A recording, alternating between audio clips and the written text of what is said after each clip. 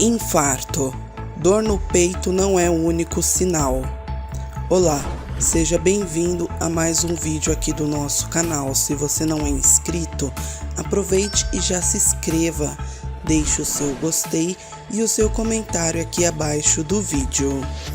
Hoje nós vamos falar sobre o infarto, os sinais e sintomas e causas da doença.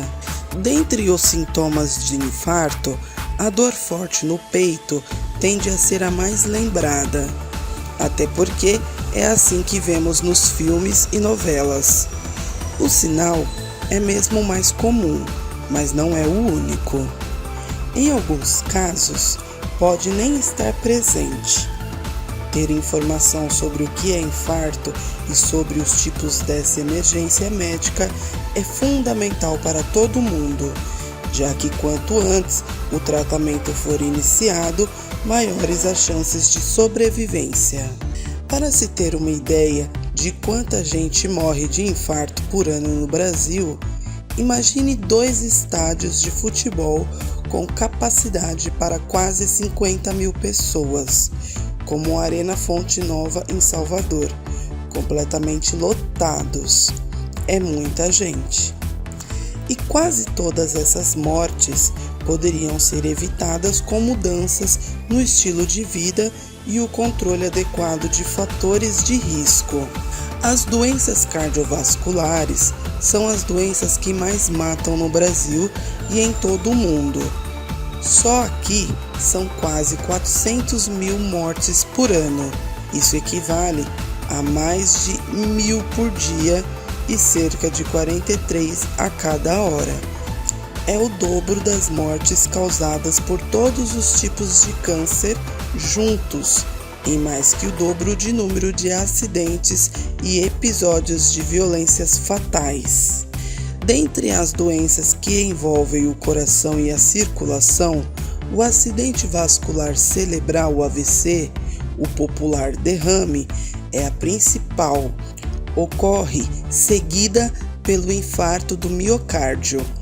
Atualmente, cerca de 300 mil casos são diagnosticados anualmente e em cerca de 30% deles, o desfecho é fatal. O coração é a bomba que permite o envio de sangue rico em oxigênio e nutrientes para todas as células do nosso corpo. O órgão é formado por 4 cavidades, 2 átrios e 2 ventrículos. A circulação é assegurada pela contração e dilatação do músculo cardíaco, o miocárdio, e por válvulas que garantem que não haja refluxo.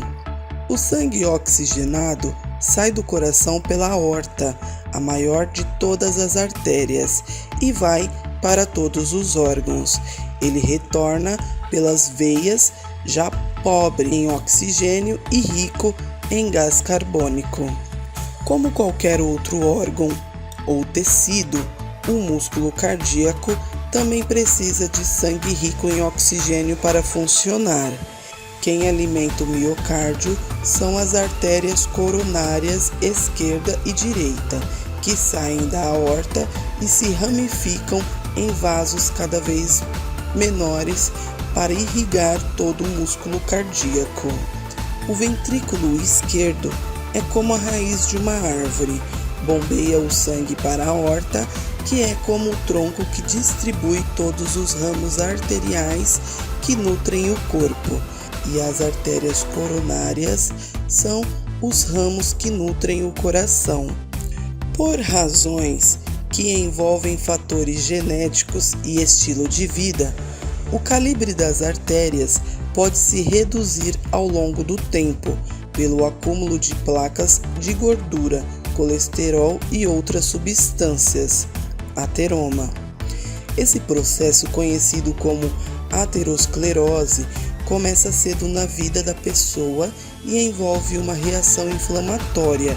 Conforme avança, essas placas acumulam cálcio, células mortas e outros resíduos, o que pode ser observado em certos exames de imagem.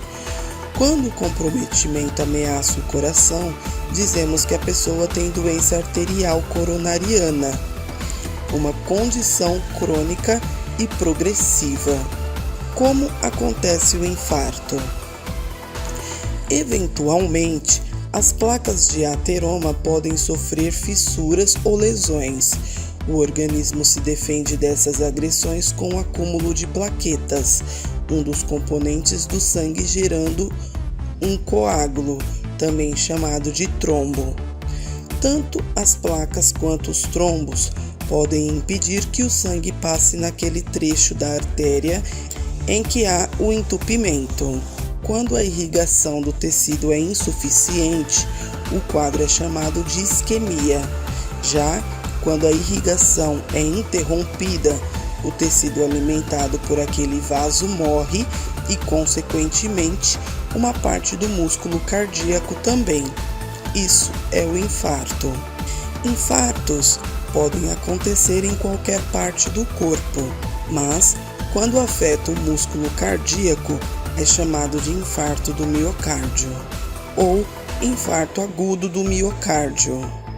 Quando ocorre de forma súbita, a ocorrência costuma ser classificada em infarto STEMI, com alteração no eletrocardiograma, e infarto NISTEMI, sem alteração no eletrocardiograma. Os tipos de infarto. Em relação às causas, os especialistas consideram 5 tipos de infarto do miocárdio. Tipo 1, o mais comum, que envolve uma ruptura na placa de ateroma e formação do trombo, como foi explicado. Tipo 2, há um prejuízo na irrigação do miocárdio em decorrência de alguma condição grave, por exemplo, pressão muito alta ou muito baixa, anemia profunda ou após cirurgias em outras partes do corpo. Tipo 3 é o que cursa para a morte súbita, porque a necrose atinge uma área extensa rapidamente ou gera uma arritmia grave. É também chamado infarto fulminante. Tipo 4 é o que ocorre após uma angioplastia. Tipo 5 é o que ocorre após uma cirurgia de revascularização do miocárdio. Muita gente usa infarto do miocárdio e ataque cardíaco como sinônimos, mas na verdade o último termo é bem mais abrangente. Várias complicações, além do infarto, podem resultar em um ataque cardíaco, inclusive a parada cardíaca, geralmente provocada por uma arritmia, disfunção elétrica que faz o coração bater de forma desregulada e tem diversas causas. O infarto nem sempre leva imediatamente a uma parada cardíaca, mas em alguns casos pode provocar uma arritmia maligna e aí sim o coração pode parar de bater. Angina, um sinal de alerta.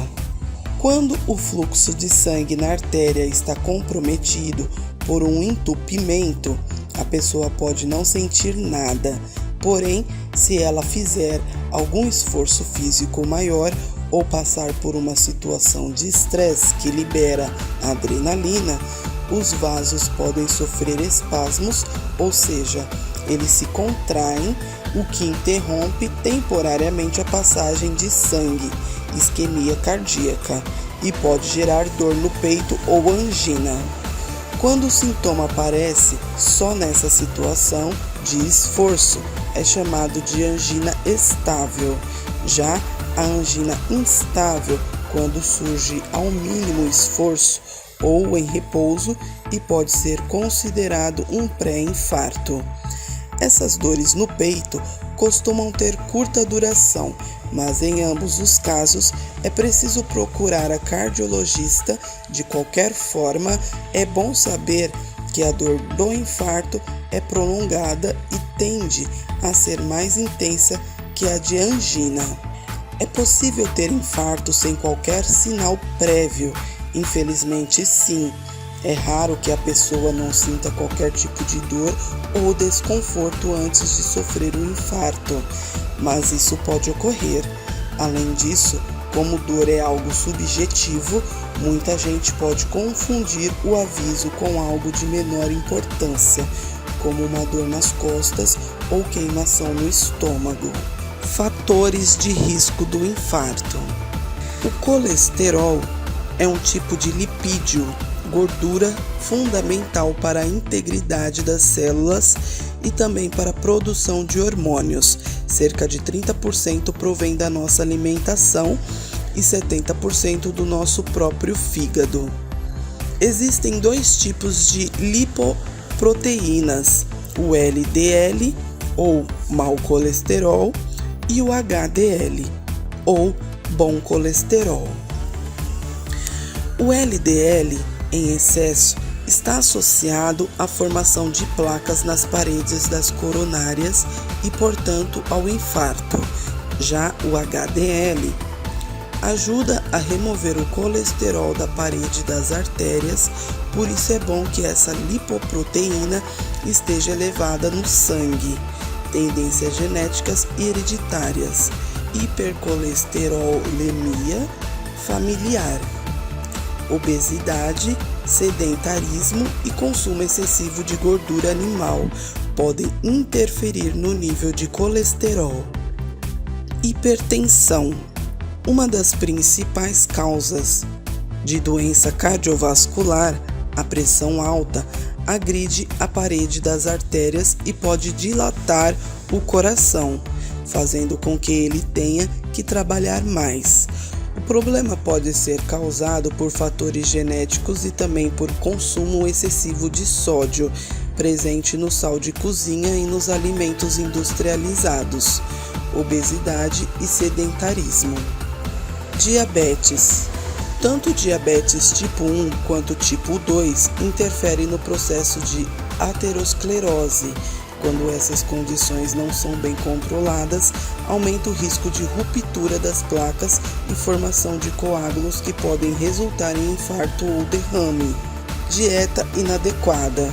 Embora o colesterol seja considerado o principal vilão das coronárias, há outros fatores ligados à alimentação que interferem no risco cardiovascular, como a gordura trans, que diminui o HDL, fazendo o LDL se elevar. O excesso de açúcar e carboidratos, que aumenta o nível de triglicérides, um outro tipo de gordura ruim para o organismo e gera resistência à insulina, processo que leva ao acúmulo de gordura abdominal. Obesidade. Quanto maior o peso, maior o esforço para o coração, além de elevar o risco de outras condições associadas à doença coronariana. O tecido adiposo contribui para a produção de substâncias inflamatórias. Estresse. Tensão crônica e falta de sono adequado, por si só, provocam a liberação de hormônios que em excesso têm efeito inflamatório. Além disso, levam a pessoa a comer mais e pior. Já a descarga de adrenalina resultante de uma situação de estresse agudo pode fazer as artérias se contraírem, uma situação perigosa se já houver obstrução. Sedentarismo. Um bom condicionamento físico permite que o coração trabalhe com menor esforço, reduzindo o risco de hipertensão, obesidade, colesterol alto, estresse e hiperglicemia, todos fatores de risco cardiovascular. Tabagismo. As substâncias tóxicas do tabaco agravam a aterosclerose, fazem as artérias se contraírem e endurecem, além de exigir mais esforço do coração. Idade. O pico de incidência em homens costuma ser a partir dos 45, já em mulheres após os 55 anos. A menopausa aumenta o risco cardiovascular. No entanto, a exposição mais precoce aos fatores de risco pode levar pessoas de 20 a 40 anos a ter infarto. anticoncepcional. Associado a outros fatores de risco, como o tabagismo, pode aumentar consideravelmente o risco de infarto e trombose. Drogas ilícitas. Substâncias como a cocaína podem provocar infartos, inclusive em jovens, já que geram aumento da pressão e enrijecimento das artérias. Abuso de álcool. Em excesso, o consumo de bebida alcoólica também pode prejudicar o sistema cardiovascular. Sintomas do infarto. Quando a obstrução afeta um pequeno ramo da coronária, atingindo uma área pequena e periférica do músculo cardíaco, o infarto pode ser assintomático ou silencioso. A mais comum, porém, é que a pessoa tenha uma combinação de sintomas que surgem de repente. O primeiro costuma ser a dor ou aperto no peito, que se irradia para o queixo e ombro e braço esquerdo. Mas mulheres e idosos podem não ter essa manifestação típica ou confundi-lo com dor de estômago, azia ou dor nas costas. Fique atento se tiver dor aguda no peito, que perdura por mais de 20 minutos e pode se irradiar para pescoço, mandíbula, costas, braços ou ombro esquerdo. Também pode se manifestar como queimação, sensação de peso ou aperto no peito e formigamento no braço. Náuseas e vômito, sudorese, suor frio, falta de ar mais frequente em idosos, cansaço extremo ou fraqueza, tontura, desmaio e ansiedade. Mulheres e idosos. Entre as mulheres, por diferenças anatômicas, é frequente que as dores sejam descritas como queimação e pontadas no peito. Muitas vezes são subvalorizadas entre as que estão antes da menopausa. Por isso, é importante conhecer os fatores de risco. Em idosos ou indivíduos com diabetes, que podem ter a sensibilidade à dor alterada por causa do envelhecimento ou de neuropatias, a falta de ar pode ser a manifestação mais aparente. Essas diferenças nos sintomas podem fazer com que a vítima ou seus familiares demorem para buscar um serviço de emergência. Como agir? A recomendação é ligar para o SAMU 192 e manter a pessoa em repouso. Enquanto aguarda alguém do serviço, pode aconselhar a tomada de 2 comprimidos de 100 mg de ácido acetil salicílico, aspirina. Em caso de parada cardíaca, deve-se deitar a pessoa no chão com o queixo virado para cima e iniciar a massagem cardíaca, fazendo 2 compressões por segundo no meio do peito até a chegada da equipe de socorro. Mesmo que os sintomas sejam leves e a pessoa não tenha histórico de doença cardiovascular, é importante ir ao pronto-socorro. O ideal é que as providências sejam tomadas até 6 horas após o início dos sintomas. Depois de 12 horas, a probabilidade de recuperação é mínima. Diagnóstico. Em caso de suspeita de infarto, deve-se fazer um exame de eletrocardiograma que é simples e quase sempre pode confirmar ou não a suspeita. Como existem alguns casos de infarto sem alteração no eletro, também é comum que a equipe realize um exame de sangue para dosar certas enzimas que indicam a presença de lesões cardíacas. Tratamento do infarto. Assim que o diagnóstico é confirmado, o paciente é encaminhado para cateterismo, exame minimamente invasivo que permite visualizar e acessar as coronárias obstruídas, seguindo de angioplastia, procedimento que realiza a desobstrução mecânica da artéria. Em hospitais pouco equipados, pode-se administrar medicamentos que ajudam a dissolver o coágulo até que o paciente seja transferido para um centro médico maior, mas as taxas de sucesso são mais altas para quem é submetido à angioplastia. Dependendo do número e localização das obstruções, bem como o estado geral do paciente, o tratamento pode ser completado com a angioplastia, com implante de um stent, mola metálica, ou a pessoa é encaminhada para a cirurgia de revascularização. Angioplastia coronariana, inserção de um catéter pelo braço ou pela virilha, que é guiado até a região do coração, como no exame de cateterismo, guiado por imagens e com a ajuda de uma injeção de um contraste. O médico intervencionista leva um pequeno balão até o local da coronária em que está a obstrução, que então é inflado para que a artéria se abra e o sangue volte a passar. Para evitar que o vaso volte a fechar, é inserido um stent, espécie de mola metálica que mantém as paredes da artéria abertas.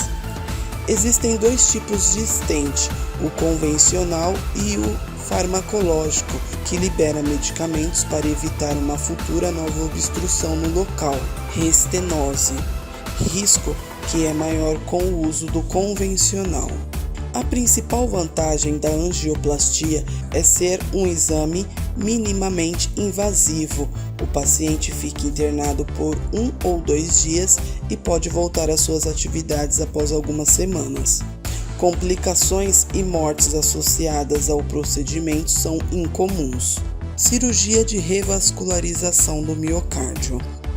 Conhecida popularmente como cirurgia de ponte-safena, consiste no uso de um enxerto retirado de uma veia, como a safena, ou artéria, como a mamária ou a radial, para fazer uma ponte que liga a parte saudável da artéria obstruída à aorta, permitindo que o coração volte a ser revascularizado. Requer uma incisão no meio do peito, além de uma pequena incisão para a retirada do enxerto. Na maioria das vezes é realizada com a ajuda de um equipamento de circulação extracorpóreo, máquina coração-pulmão. Mas há casos em que é possível dispensá-lo. Requer cerca de 5 dias de hospitalização e pelo menos 2 meses de recuperação. Durante as complicações possíveis estão o risco de trombose, infecção e arritmia, mas os índices de mortalidade são baixos quando a cirurgia é bem indicada e realizada por equipes experientes. Qual é o melhor? Alguns estudos têm mostrado que em longo prazo a cirurgia de revascularização traz melhores resultados, mas a angioplastia tem a vantagem de ser um procedimento minimamente invasivo, por isso a pergunta mais adequada seria: qual é o melhor em cada caso? Para um paciente muito idoso, por exemplo, uma cirurgia pode ser inviável, mas a obstrução também pode estar em um local que colocar um stent é extremamente arriscado. Por isso existe guidelines atualizados periodicamente que determinam qual a melhor opção para cada tipo de paciente de doença. Em alguns casos pode ser feito até um procedimento híbrido. Vida após o infarto. O processo de recuperação depende muito do tipo de procedimento realizado e da extensão do infarto. De um modo geral, se o atendimento foi feito a tempo e a lesão foi limitada, o paciente vai voltar a ter uma vida absolutamente normal, desde que mantenha hábitos saudáveis a partir de então. Durante a recuperação, que é mais longa e complexa para quem passou por cirurgia, é necessário cumprir o período de repouso e todas as recomendações médicas, como a doença arterial coronariana é crônica, é preciso fazer modificações no estilo de vida para evitar um novo infarto, como seguir uma dieta saudável, fazer atividades físicas regularmente, parar de fumar e realizar exames periódicos. Alguns medicamentos administrados após o infarto deverão ser tomados para o resto da vida, como um agente antiplaquetário, como a aspirina, remédios para baixar o colesterol, estatina e para hipertensão, diabetes e, em alguns casos, para arritmia. Como ajudar alguém que tem ou teve infarto? Sofrer um infarto é algo que tem um forte impacto emocional para a pessoa, por isso ter o suporte da família e dos amigos é importante. É preciso que o paciente seja acompanhado durante o período de recuperação para que não realize o esforço e seja encaminhado para o hospital caso haja algum problema. É comum a pessoa ter depressão após o infarto e os familiares podem ajudar no diagnóstico. É fundamental que o quadro seja tratado. Parentes e amigos também podem ajudar com incentivo e hábitos saudáveis, como prática de atividades físicas e alimentação equilibrada. Como se prevenir de um infarto? O controle da prevenção arterial do nível de colesterol e açúcar no sangue, o combate ao tabagismo e ao sedentarismo são os pilares de prevenção da doença coronária e, consequentemente, do infarto do miocárdio. Aprender a gerenciar o estresse, dormir bem, cultivar lazer também são medidas importantes. Álcool protege o coração? Embora alguns estudos resultem no papel protetor de doses moderadas de álcool em espécie das bebidas como antioxidantes, como vinho e cerveja, a medida está longe de ser encarada pelos médicos como remédio.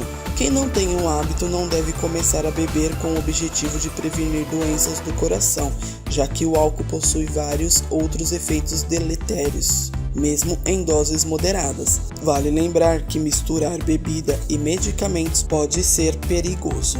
Detecção precoce. Realizar exames de rotina, especialmente se a pessoa tiver um ou mais fatores de risco para a doença coronariana, pode evitar um infarto.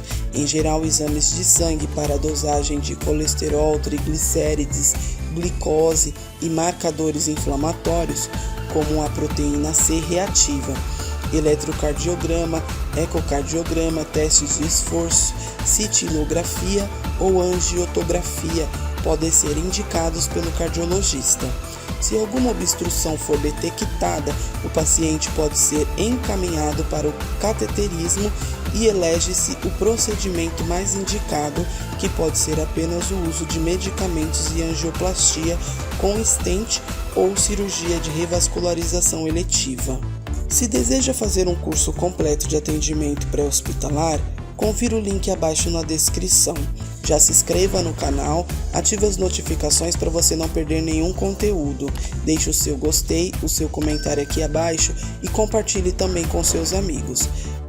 Tudo de bom para você e até o próximo vídeo.